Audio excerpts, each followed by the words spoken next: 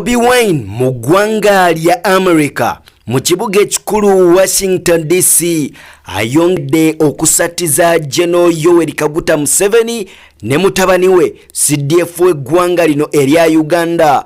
Akaliro kafuusa akaliro, pulesa zitandise okubanga zittuka. Atuwuliriza mukwano gwange, bwe kibanga mwami Kyagulanyi Ssentamu Bobi Wine wano mu ggwanga lya Uganda yali atema muti, wano yali atema matabi. Twogera mu ggwanga erya Uganda mu kibuga ekikulu Kampala. Ampuliza mukwano gwange nga muno mwalimu okugoba abasajja bakulu okuli omukulu amanyiddwa nga Mathias Mpuuga Nsamba, Dr. Abedi Bwanika n'abalala nga bwe mubamanyi abazzenga balya mu lulime ne mu luzise. Kakati ampuliza mukwano gwange, oluvannyuma lw'okuva mu kalulu mwami Kyagulanyi Ssentamu Bobi Wine n'ayolekera mu buwaŋŋanguse gye yamala emyezi 2 n'ennaku ezisobamu ng'ab'ebyokwerinda bamuwenja bugolo, bamufeffetta, bamunoonya wabula nga tamanyiddwako wajali.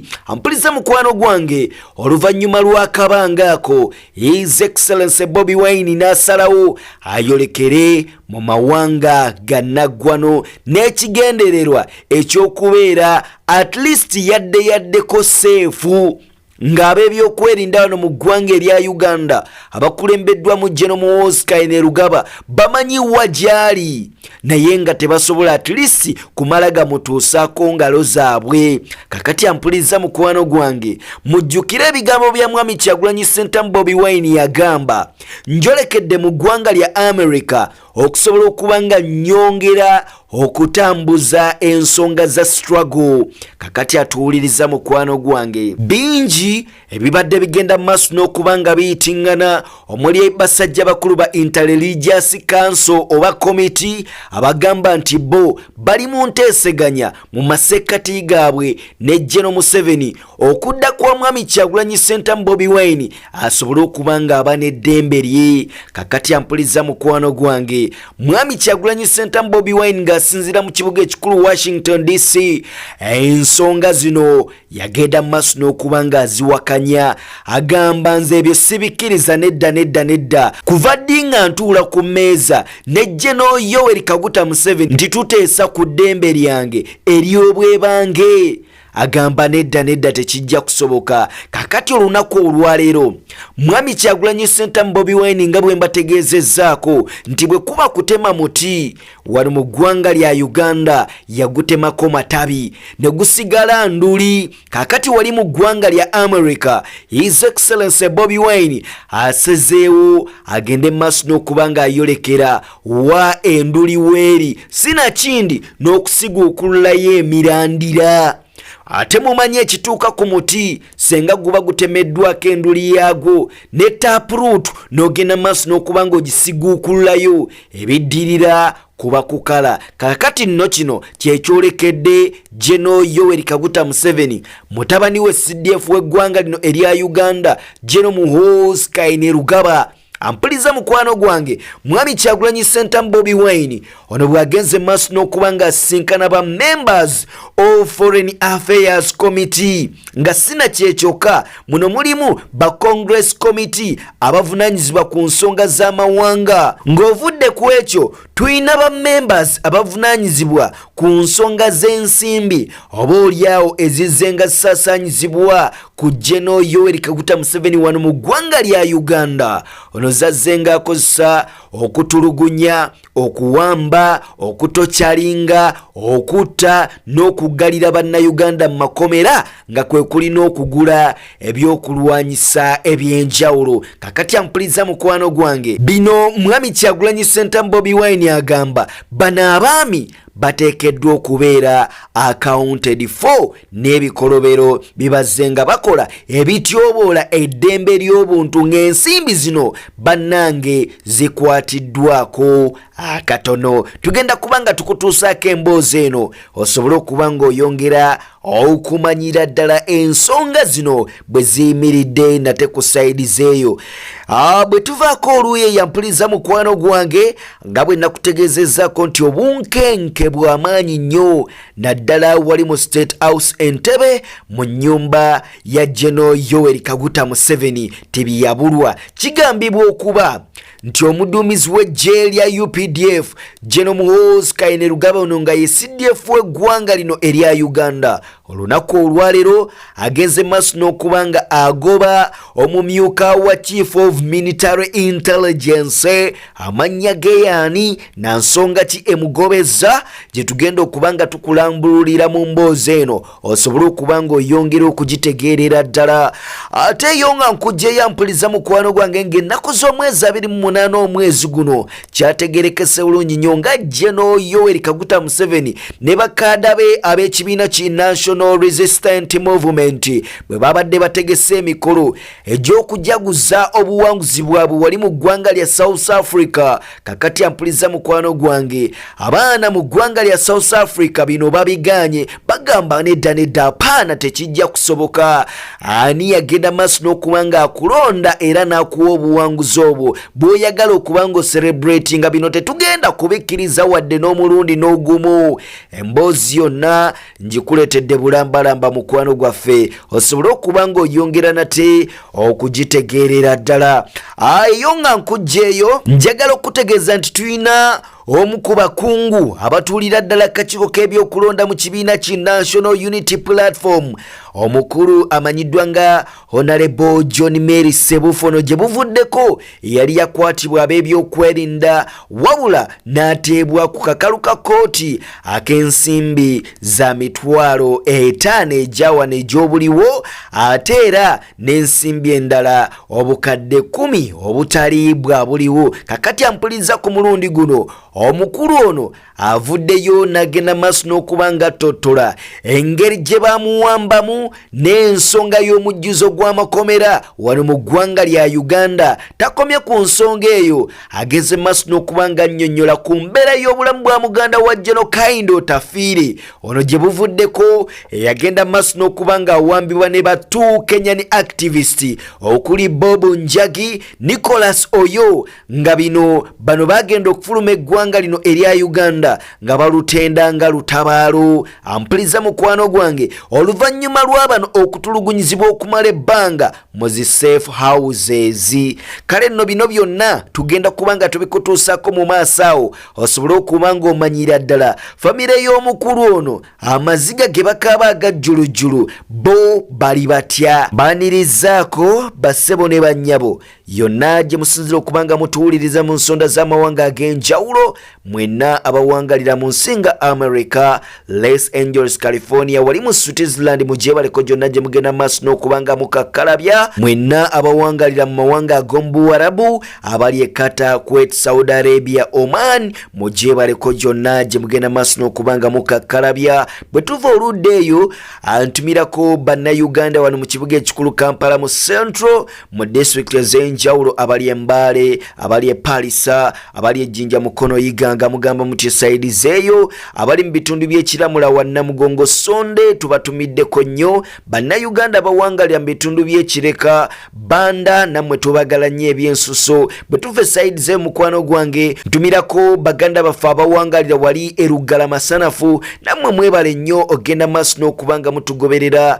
mu ngeri ez'enjawulo. Eyo nga nkugyeyo mikwano gye nkantwala omukisa guno okuba nga mbasaba mwenna abatatweyungangako vidiyo mube nga mugituweera ku kigalo togaana kugenda maaso n'okuba nga osubscribe nga tukusaba genda maaso n'okuba nga osharing obubaka buno busobole okuba nga butuukira ddala ku bannayuganda abalwanirira ku ddembe ly'abaganda baffe abasibibwa mu makomera obwemaga awatali nsonga wabula nga bino byonna byekuusibwa ku mbeera n'enjawukana mu by'obufuzi. Mbeebazaako nnyo nnyini ddala mwenna basobodde okuba nga mukikola togaana kusubscribe nga sharing obubaka buno busobole okuba nga buddukira ddala ku speedi ya kizungirizi oluvannyuma lwa kubanga vidiyo ogituweera ku kigalo.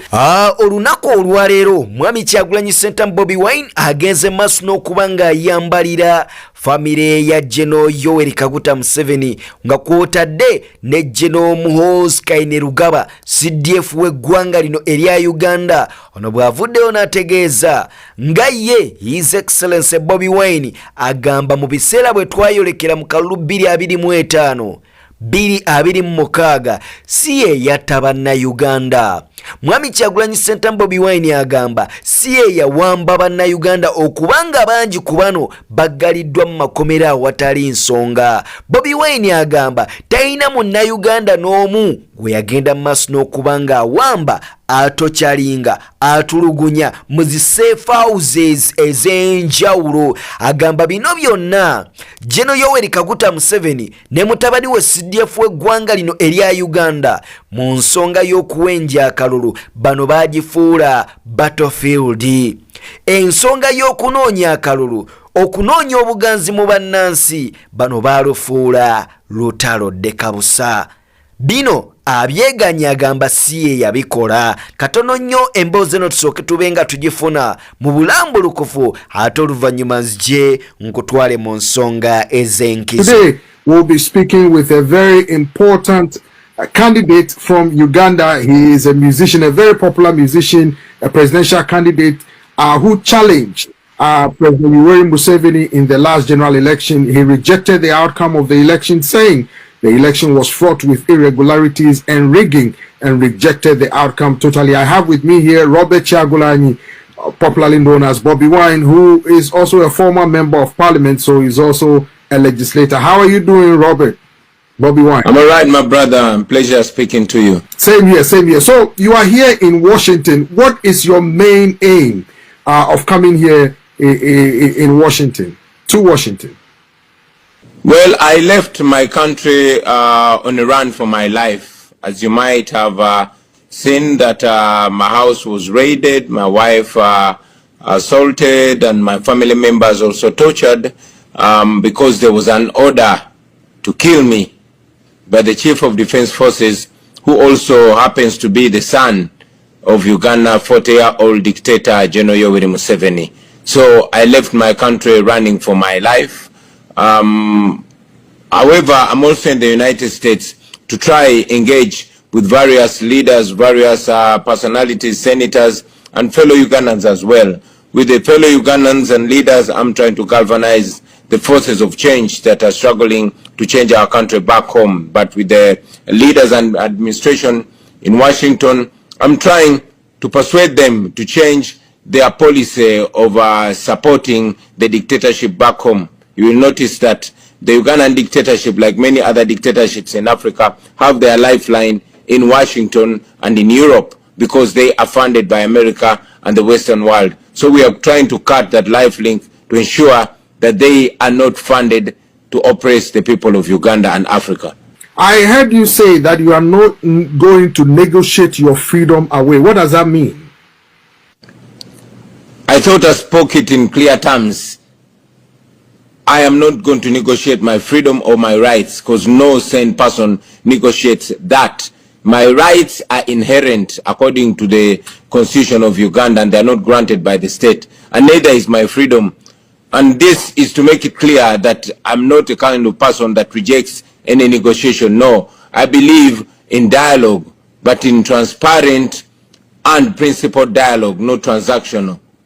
Are you ready to negotiate with President Museveni and his government to ensure that there's peace and that Ugandans will live in peace? Are you ready to have negotiations with the government? I thought I answered that question before you asked it. But however, I must remind you that our forefathers, and to quote the great Nelson Mandela, taught us that you cannot put your boot on my neck and then say we should negotiate. No, it's only free men that negotiate.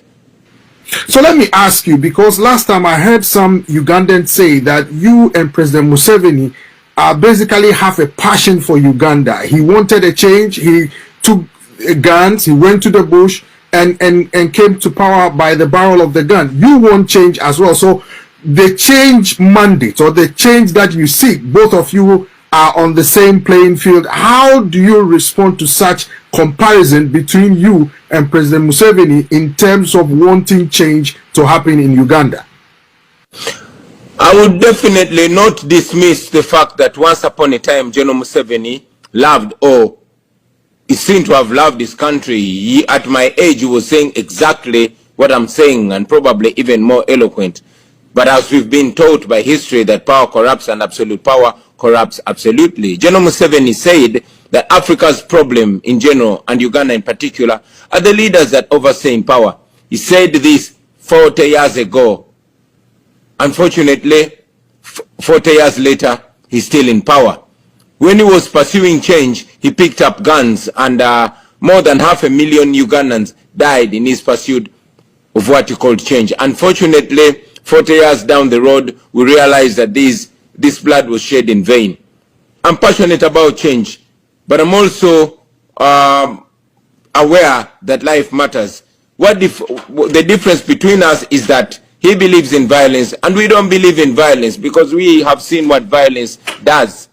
Violence, besides breeding more violence, it creates a sense of entitlement where those that cause change through violence always feel like they own and they're entitled. And this is what has shown again and again and again, from the times of Robert Mugabe and now Mnangagwa, and to the times of Yoweri Museveni.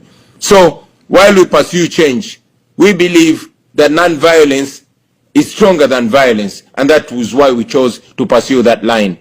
Now, in your earlier submission, you talked about the fact that you had to run away from the country due to your life being threatened or your life being in danger. But some people are questioning that, because they said you said your life was in danger, but you were constantly on social media platforms videotaping yourself talking in some areas or in some parts of Uganda before leaving, and that they said this is just a mere publicity stunt just to demonize the country and make the president unpopular among Ugandans, and that you lost the election fair and square. You are just trying to blackmail the government using some of these videos that you are making just to undercut the international support the government has. What say you? By the fact that we are communicating virtually using the internet, it makes me suppose that you have been watching the tweets of the Chief of Defense Forces in Uganda, who is also the son of General Museveni, who has publicly confessed to killing 24 members of my party, and saying that I should be the 25th dead body. I'm sure you have seen him promise, and indeed fulfilling the promise of abducting my people, beginning with my bodyguard, who was abducted and tortured under his basement, and he did this live on social media. I am sure you are aware that my house was raided on the 16th of January, just one day after the election, and I had to run away from my home. I am sure that you have seen that on the 25th of January, again, my house was raided, and my wife beaten so bad that she ended up in hospital, and she had to escape from the hospital bed to sneak out of the country. I am sure you have seen that. And anybody that calls this a publicity stunt, I am not sure what to call this. My home was taken over and occupied by the military until yesterday, when out of shame and out of international pressure, they had to leave my country. Now, if raiding, torturing my family, and occupying my house after ramshackling it is a publicity stunt, I don't know, is it my publicity stunt or the publicity stunt of the Ugandan military? I ran out of the country. I ran out of my house, but I was able, just like I was able to outsmart and beat the Ugandan military, which had surrounded my house, to leave my house. I was able to beat them to close to 2 months when I was within the country. But I had, like I mentioned, that I ran out of my house and was in hiding to be sure that I communicate to the world. I'm sure if I stayed, I would either be dead or completely tortured. I would not be able to communicate to the world. But ever since I left, I've been able to offer leadership to the forces of change. And indeed, I'm able to communicate to the world like I'm doing now. So if me being able to communicate to the world and expose the atrocities of the Ugandan regime is a publicity stunt, then I don't think that's a bad publicity stunt, is it? Well, some people are accusing you of muddying or dirtying up the image of Uganda as a partner to Western countries to bring stability and peace and political peace in the East Africa region, and that by constantly bombarding the international community with what they say fake news of human rights violations and harassment is basically muddying and dirtying the international image of Uganda, basically preventing people from coming to invest in Uganda there. Yeah, but if there's anything or anybody that is denting the image of the country, those are the atrocities that are being done in our country, you know, where the actions of Adolf Hitler are the ones denting the image of Germany then, or those that exposed it. It's very unfortunate that we seem to, we keep having gaslighting, where the victim is demonized while the culprit is trying to play innocent. You know, the tortures, the extrajudicial murders that are going on in Uganda are not, you know, orchestrated by me, but by the regime. On the 18th and 19th of November 2020, there was a massacre in the country. I did not kill those people. The Ugandan government killed those people. We went into an election which you and all the world saw turned into a military operation. I did not torture the Ugandans. I did not kill the Ugandans. The Ugandan regime killed the Ugandans. The Electoral Commission gave me a security detail, but at the end of the campaign, the entire security detail that was given to me was arrested, and now they are detained just because they did not spy on me. I did not do that. The regime did that. As we speak right now, my personal assistant called Sheriff Naja had his house raided and his wife abducted. The wife of Sheriff Naja is now missing for more than 2 weeks. I did not abduct her. The Ugandan military abducted her, and this happened on camera, and we showed it to the world. Now the blame does not go to me. The blame goes to those that instead that are charged with the duty and mandate of guarding and protecting Ugandans, but instead abducting them and torturing them. If the Ugandan regime wants a good image for the country, let them respect human rights, let them respect democracy, let them respect the rule of law. You talked about the election. Some people are wondering whether you legitimately won the election as you claim, because they argue if you have evidence of election you know, mismanagement, irregularities, or rigging like you claim, where is the evidence? They argue to present it before the court of law, to argue your case in court, rather than just saying that the elections were rigged without providing any empirical proof to back up your allegation, they argue. What do you say to such critics? We had a general election on the 15th of January 2026, but by the 14th of January, more than 400 leaders of my party had been abducted and they were missing. These include 2 of my deputy presidents, my deputy president of Northern Uganda and Western Uganda, who are women. They were abducted and held in a military barracks in Kasenyi, commanded by General Museveni's son, Muhoozi, who is the head of the security forces. They were missing for 2 weeks until they resurfaced again, and they told their ordeal to the world. On the day of election, 15th of January, my deputy president for the Buganda region, the most populous region, had his house raided, and 10 people were shot and killed in his house. Let me say this again. 10 people were shot and killed in the military, 8 of whom were women. They were killed by Ugandan military and the police. He was later picked up and is in prison. Many others were picked up. Majority of our election observers and election agents were picked, and many of them are still missing, while others were kept in prison for various days and later on freed without no charge. So Was that an election? In my opinion, and I believe in the opinion of any sane person, was not an election, but a military operation. So let me ask you this question, because some Ugandans have been telling me that, like your former colleague, Dr. Kizza Besigye, who is in jail right now, he left the FDC, handed over to somebody, endorsed somebody to run as a presidential candidate. They are wondering if the leadership you provide will also get you there to support somebody else to peacefully contest against the government, as they argue, or the ruling National Resistance Movement, NRM.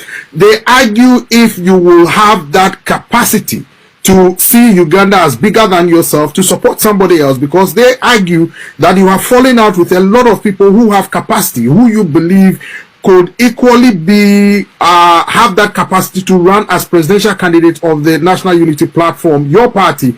NUP, what say you? Now, Peter, I am glad.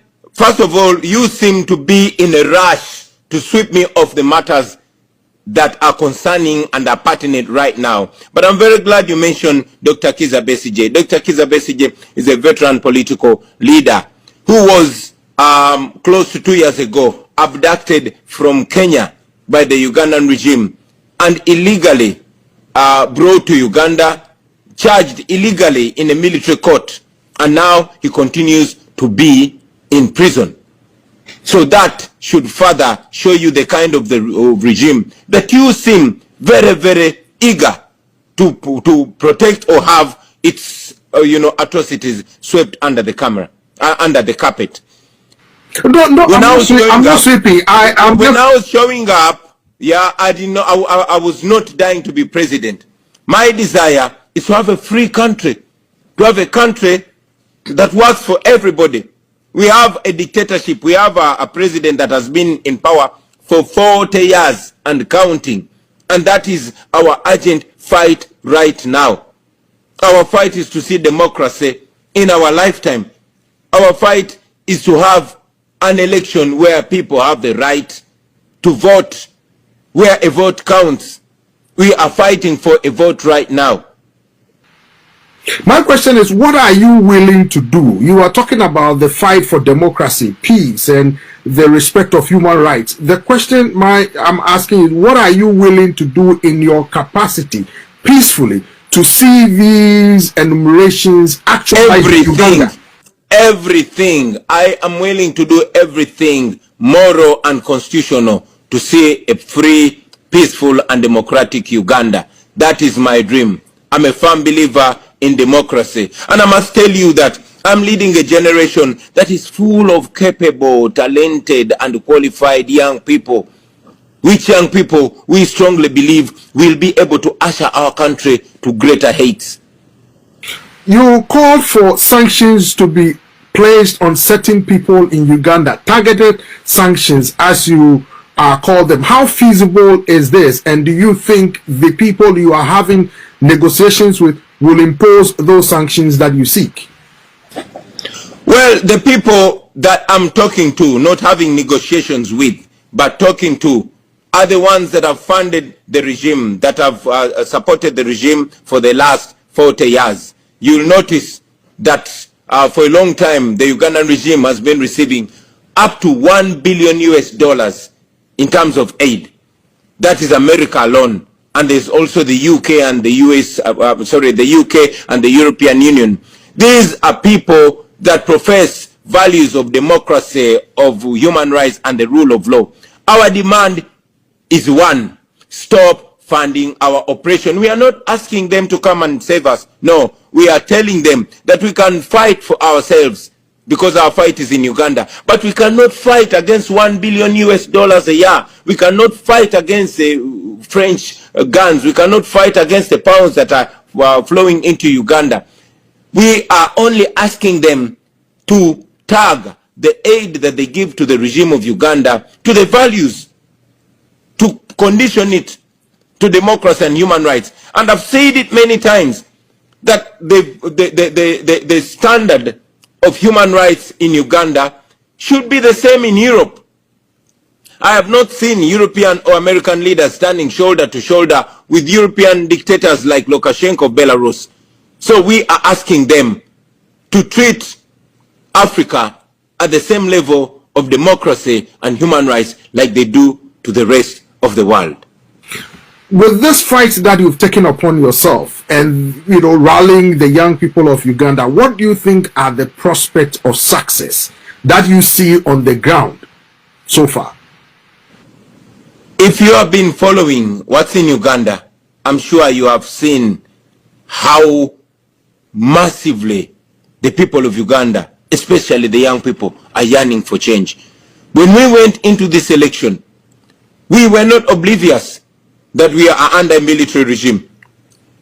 But we went in with a belief that even if the opportunity and the possibility of change is 1%, it is worth the fight.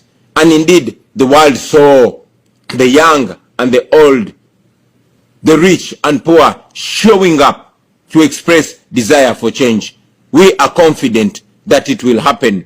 We always look back in history. Mandela taught us that it always seems impossible until it's done. We have seen examples of countries that had dictators that were more funded and were more able and had stronger armies, like Sudan, like Egypt. But they fell under the unwavering pressure of the people. And we know that the regime, the dictatorship in Uganda will fall. There's never a rise and rise of a dictator. No, it is always the rise and fall.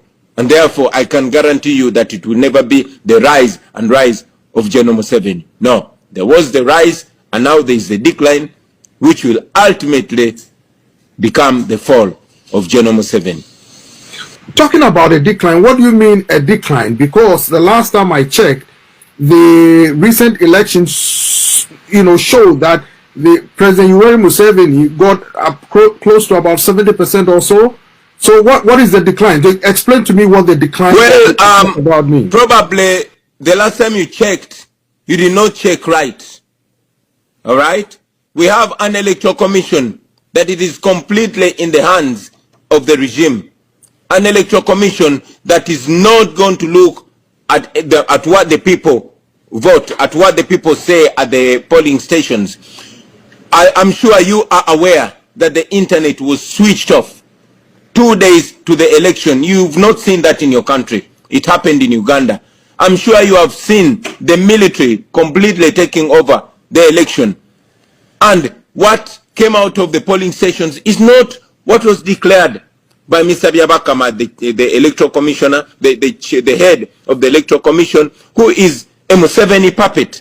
That is not what he did, what happened. So I'll tell you that what you saw declared was just, you know, a declaration of the military. He was just ordered to declare what was declared. I'll tell you that majority of the members of parliament in our party won on all polling stations in the capital city. I'll give an example of Alex Waiswa Mufumbiro, of David Lewis Rubongoya, and others that won on all polling stations, but they were orders from the regime about who should be declared and who should not be declared. So what was declared by the Electoral Commission is completely fake, is completely wrong, and does not in any way reflect the will of the people of Uganda. Now, before we go, Robert Chagulanyi, otherwise known as, or popularly known as Bobi Wine, concerns have been raised about the respect for human rights in the East Africa region and parts of Africa. As a main opposition leader who has been championing and calling for the rights of individuals across the continent to be respected, what say you about this? Because people in East Africa have been complaining for some time about right abuses. However, the governments of these countries are saying that their mandate is to protect the life and property of people as well as maintain law and order. And some of you opposition leaders act as agitators to cause disaffection and undermine the territorial integrity of these countries. So what say you about these back and forth as we see it from here? You will notice that all those words are just, you know, big English words that are being thrown around to cover up for evil. I have just told you that in the most recent days, my personal assistant called Sheriff Naja had his house raided because the military thought I was hiding in his house. His wife was abducted. She is missing for 2 weeks now. We don't know what is happening to her. And we have a regime in Uganda that is notorious of torturing people, killing people, and raping women in custody. Many young men have come out of custody, complaining of being sodomized in custody. Now this is a regime that abducts people and keeps them missing for weeks, sometimes months. Some have not shown up again. We have 18 families that are demanding for their people. They've not shown up again. We have seen others that show up gravely tortured, medieval torture. This is what we're dealing with. It is happening in real life. And I expect young Africans like yourselves to be concerned, because when this is happening in Uganda, it is a signal that it can happen anywhere else. People used to think it's only happening in Uganda, but abductions have been now, exported to Kenya, exported to Tanzania, and before you know, they're going to be exported to your country. I've always said it to all people, whether you are a politician or doctor or journalist like you, that nobody is safe until we are all safe. Betubanga tuvuddeko nate esaidze munnayuganda tuwulirize era tugoberera.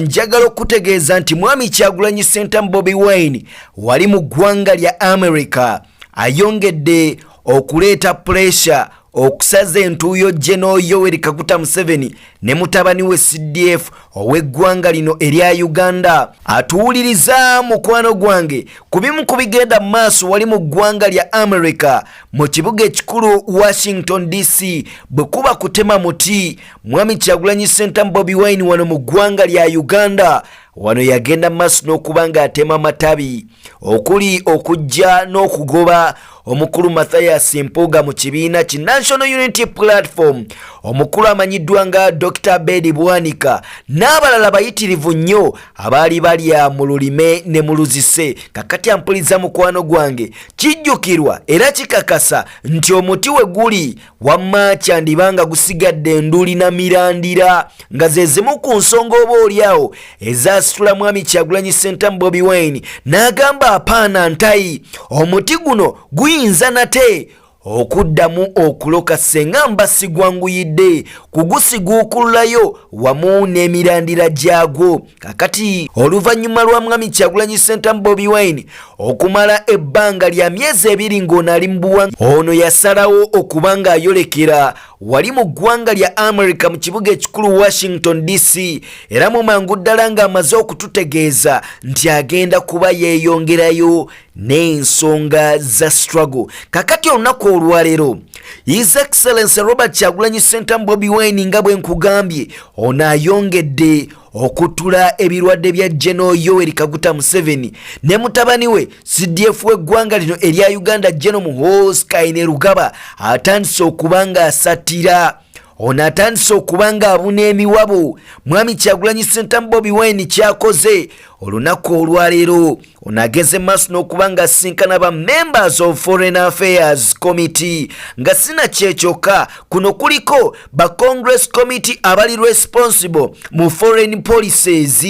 Ampuliza mukwano gwange tulinako ba senior members abavunaanyizibwa ku nsonga z'ensimbi oba oliawo ezibadde nga ziweebwa General Yoweri Kaguta Museveni era nga zino ziteeberezebwa okubeera ezibadde zikozesebwa okutyoboola eddembe ly'obuntu nga kuliko okuwamba bannansi, obatulugunya, okubatta, okubaggalira mu makomera nga sina kyekyoka kuliko ensonga z'okugula ebyokulwanyisa ebimazeeko bannayuganda emirembe. Kakati ampuliza mukwano gwange embeera egayegaye ku saidi y'abano mwami Kyagulanyi Ssentamu Bobi Wine agamba bano basaanye okubeera nga bali accounted for n'ebikolobero bibagenda maaso n'okuba nga bazza eri bannayuganda. Atuwuliza mukwano gwange n'olw'emboozi eno njagala okutegeeza nti olunaku olwaleero kigenze maaso n'okuba nga kikakasibwa nga General Muhoozi Kainerugaba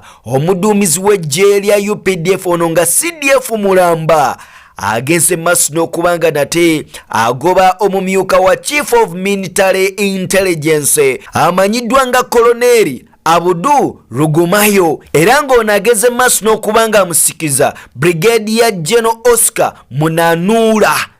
Kinajjukirwa nti omukulu ono abadde yalondebwa General Yoweri Kaguta Museveni okuviira ddala mu mwaka gwa 2022 n'okutuusa olunaku olwaleero ono bw'agenze maaso n'okubanga nate akwatibwa ku nkoona. Simanyi oba does the pressure increase or decrease, kubanga ebigenda maaso mukwano gwange Geno after Geno ono bw'aba tafudde ono akwatibwa ku nkoona, era tugenda okuwuliriza gye bifundikira ng'abakwatiddwa ku nkoona either baggaliddwa mu makomera sinakindi nga n'okufa bafudde. Kiki ekigenda maaso mu ggwanga lya Uganda?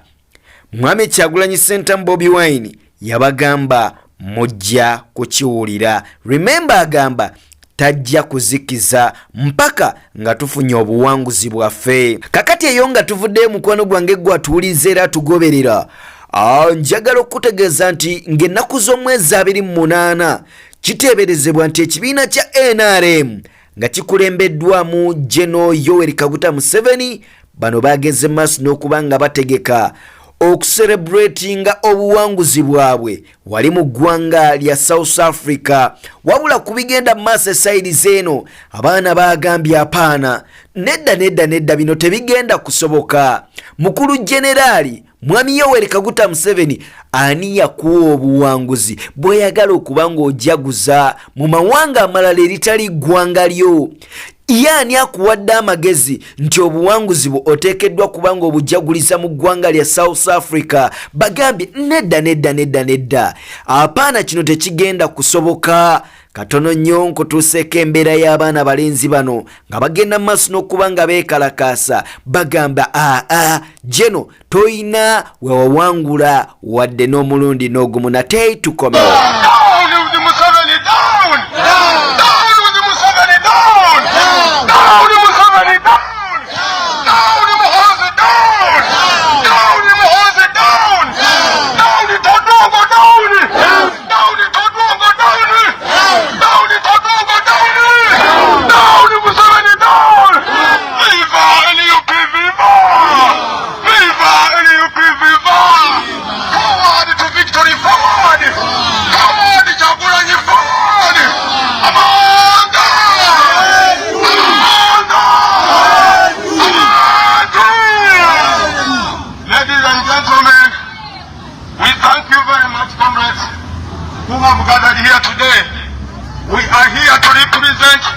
Fellow Ugandans who are oppressed here in South Africa, in the diaspora, and Uganda as a whole.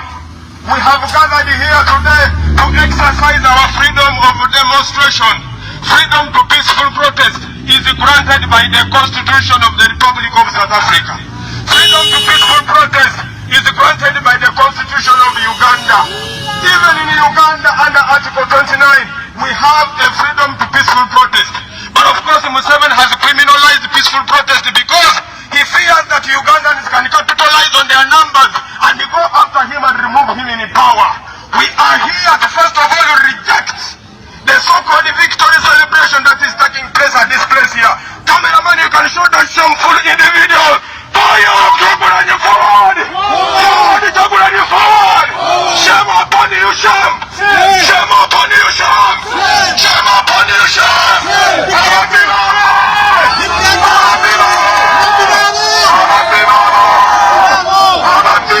Nyongera okubeebazaako nnyo nnyini ddala mikwano gyaffe bannayuganda yonna gye musizira okubanga mutuwuliriza mukutu gwa LMG Media Live.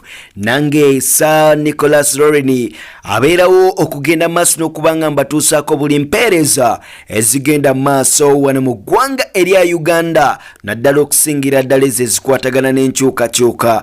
Mbeebazaako nnyo nnyini ddala mwenna abasobodde okubanga mutugoberera ne mutakoma ku nsonga eyo yokka, bambi ne musubscribinga ku mukutu guno. Mwebale nnyo, mwebalire ddala baganda okugiraba ng'ebanyinaze. Nsaba video mugende maaso n'okubanga mugituweera ku kigalo ate era teweerabira kubanga okona kwalera mu ka notification ring bell akajja okujjukiza nti tulina latest updates ez'enjawulo ze tugenda maaso n'okubanga tukola okutuusaako nate empeereza ennungi. Ebyo nga nate tubitadde eruyi mukwano gwange gwatuulize era tugoberera nga bwe nabategeezezzaako nti tulina emboozi ya muganda waffe amanyiddwa nga John Mary Sebufu, omu ku basajja abakungu abatuulira ddala kakiiko k'ebyokulonda mu kibiina ki National Unity Platform gye buvuddeko. Ono yagenda maaso n'okubanga awambibwa ab'ebyokwerinda era okukakkana ono nga wuuyo mpaka mu kkooti. Oluvannyuma lwa bino byonna kigambibwa nti ono yayimbuddwa ku kakalu ka kkooti ak'obukadde bw'ensimbi 10 ezitali zaabuliwo saako n'ensimbi emitwalo 5 ez'obuliwo. Ampuliriza mukwano gwange, oluvannyuma lw'ono okubanga awoza emisango gye gimuvunaanwa egy'okkumamu abantu omuliro ng'afubutuka wabweru, ono asoose kubanga atulojjera embeera y'ekkomera n'ebimu ku ebyo bye yasinkana wakati ng'agenda maaso n'okubanga awambibwa. Omukulu John Mary Sebufu agamba omujjuzo gusukkiridde mu makomera g'eggwanga lino erya Uganda era ng'osiŋŋaana abaana nga beebaka lubiriizi ku lubiriizi nga n'abamu ku bo beepanga muntu ku muntu ekiyinza obbaviirako okuziira n'abalala okulugulamu obulamu.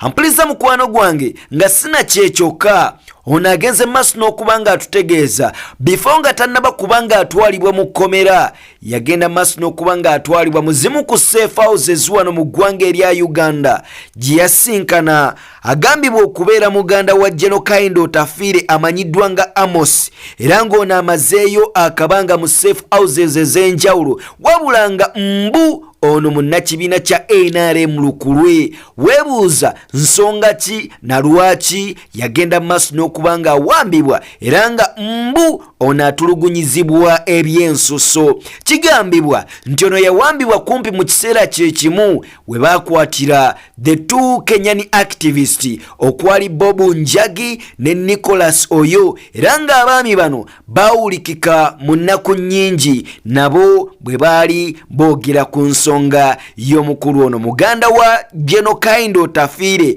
amaze akabanga ng'ali muzimu ku safe houses wano mu ggwanga erya Uganda. Ngenda kusaba katono nnyo onzikirize nkutuuseeko ebigambo by'omukulu ono omanyire ddala biki ebifa mu ggwanga erya Uganda. Nate tukomewo. Saba gavumenti eto omuntu ono bw'ebanga ye muyina oba mulamu oba mufu kyonna kyekiri. Ebigambo ebyo ebyali biwerekerwa okukankana kw'eddoboozi n'okukulukusa amaziga byali biva mu Claire Atekateeka mukyala wa Amos Lwangomani eyategerekeka nti ye yali ow'oluganda lwa General Kaindo Tafiire. Bannakenya Bobi Njagi ne Nicholas Oyo abaali basibiddwa kuno gwe baategeeza bannamawulire nti ono y'omu ku bannayuganda be baaleka mu kkuumiro ly'abantu erimu oba safe house nga babasibirayo baali bagiyita firiji. I left him in the cell and he asked me, Bob, buli kimu kyetusobedde buli kimu kirisitaaka buli kyetugezaako kigaana tetumanyi kyakukola. Mu mboozi eno yali atutendera ennaku ye n'abooluganda lwa Amos gye baayitamu nga mu kiseera ekyo omuntu waabwe yali yakamala emyezi 4 nga tamanyiddwako mayitire nga ne gavumenti yamwegaana nti si ye mulina okusinziira ku byava mu kkooti gye baali baddukidde nga baagala egikake emuleete oba mulamu oba mufu. Kati oluvannyuma lw'okusimatuuka ekkomera nga kkooti emukkiriza okweyimirirwa, John Mary Sebufu omu ku bannakibiina ki NUP abaakwatibwa mu kiseera ng'eggwanga lyolekera okulonda kwa 2026 mu mboozi ey'akafubo gy'abaddemu ne NTV ku bye yalaba mu kiseera we yabeerera mu mikono gy'abaamuwamba atubuulidde nti Amos y'omu ku bantu be yasanga mu kifo we baamutuusiza nga yakawambibwa. Amos asana ateewe oba bamutwale mu kkooti kuba takyategeera bulungi. Amos ensi yamutabula kubanga musajja wa NRM 10 ku 10 kyabuvunaanyizibwa nga bwali kada munnaabo wa NRM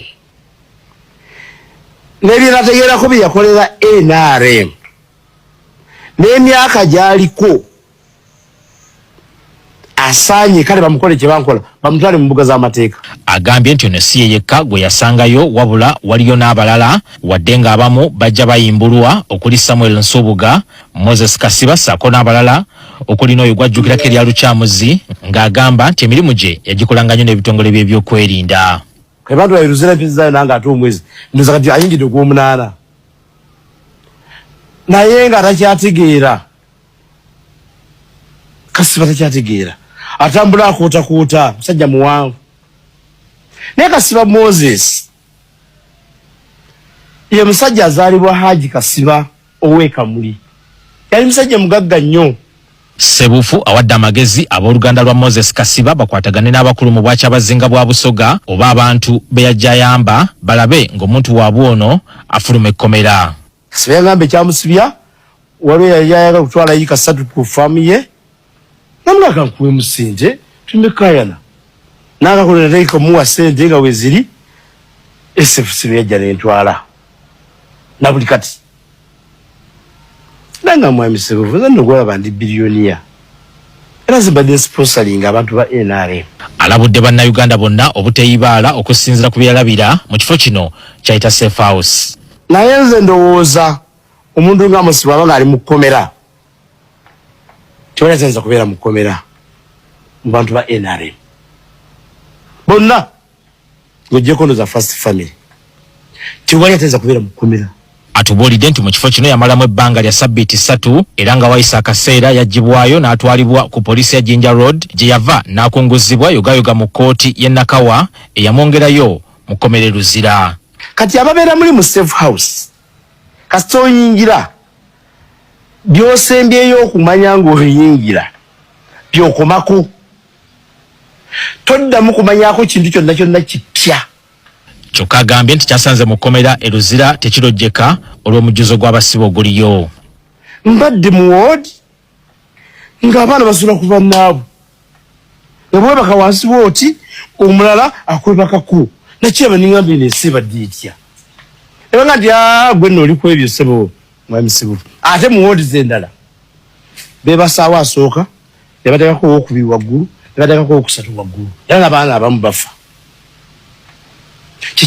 N'owulira emiranga n'ebiwoobe okwaziirana mu ggwanga lya Uganda nga famire z'abangi bannansi abantu baabwe bawambiddwa babuziddwawo bali mu makomera tebaleetebwanga mu makooti kireeta okwewuunya. Gavumenti system egamba nti yajja mu buyinza kulwanirira ddembe ly'abuntu, egamba nti yajja mu buyinza kubeererawo bannansi kuzza mazima na bwenkanya wabula nga pandagaali yafuuka pandagaali okuwamba abantu misanateke ng'ensi eraba bano tebakyalinamu kaabuntu tebakyalina nsonyi kyannaku nnyo nti n'omu ku bannaabwe muganda wa Genokind Otafiire bambi embeera mbiddala yeetaaga kusabirwa kyokka nga moreover ono munnaabwe serving general mulamba oyinza otya okuba ng'owamba muganda we yakola ki ekyenkanidde awo ate nga moreover ono munnakibiina kya NRM kikuwa ebibuuzo bingi oba oliawo n'okwongera okwagala mwami Kyagulanyi Ssentamu Bobi Wine kubanga ono akoze kyamaanyi okulaga n'okunafuya n'okulabisa system ebikolobero n'ebikolwa byayo byegenda maaso n'okuba nga etuusa ku bannayuganda era ng'ono alwaniridde nnyo eddembe ly'obuntu wano mu ggwanga lya Uganda. Buli muntu asobole okubeera n'eddembe ery'obwebange. Kakati naatuwuliriza mukwano gwange kino kyannaku kyennyamiza nti n'amakomera mu ggwanga erya Uganda agasinga ku go gajjudde era nga bangi ku bannansi tebaleetebwa mu makooti kuwozesebwa abamu bakwatibwa watali nsonga ne babateekako emisango emijweteke kyokka ne bataweebwa lukusa kugenda maaso n'okuba nga bawozesebwa mu kkooti kino nga kiviiriddeko omujjuzo gw'abantu bangi nnyo abatalina misango mu makomera kyokka ne baleka abantu abakola ebikolobero mu nsi yattu Uganda nga bali wabweru bayinaayina, abantu abatemula abantu ababba abantu abakola Sodoma and Gomora ne basigala nga bayinaayina ne bakwata abantu olw'enjawukana mu byobufuzi nti gundi tawagira gundi gy'oli nti okuwagira omuntu obuntu kuva ddi nga gwafuuka omusango ogwa Nnaggomora.